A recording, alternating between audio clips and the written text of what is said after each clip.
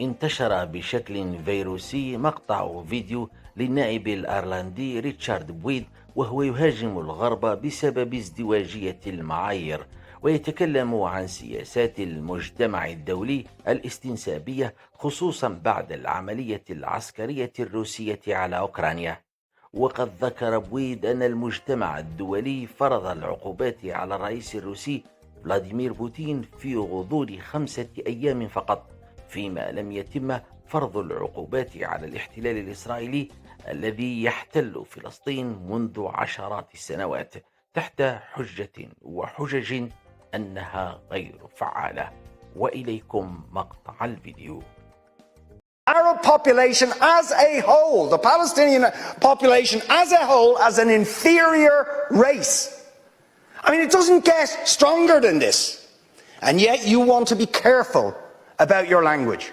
You're happy to correctly use the most strong and robust language to describe the crimes against humanity of Vladimir Putin, but you will not use the same strength of language when it comes to describing Israel's treatment of the Palestinians, when it is now being documented and detailed by two of the most respected human rights organisations in the world, and indeed has been alleged by dozens and dozens of non-governmental organisations, and to be honest, anybody who looks honestly at the decades of brutal, inhumane persecution of the Palestinians, successive assaults on Gaza, the annexation of their land and territory, the systematic application of apartheid rules, you don't want to even use the word apartheid. Never mind sanctions. 5 days sanctions against Putin and his thugs, 70 years of oppression by the Palestinians, and it wouldn't be, what was the word you used? It wouldn't be helpful to impose sanctions.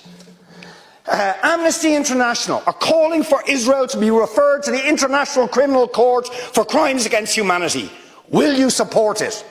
They are calling for targeted sanctions against Israeli officials who are perpetuating the system of apartheid, just exactly the same types of sanctions you've just initiated against Vladimir Putin. Will you support it? And I think the answer is clearly you're not going to. And then we ask the question, why? Why? With such strength of feeling, Fine Gael and Fianna Fáil and Green TD stood up one after the other, saying it was intolerable, the thuggery and the warmongering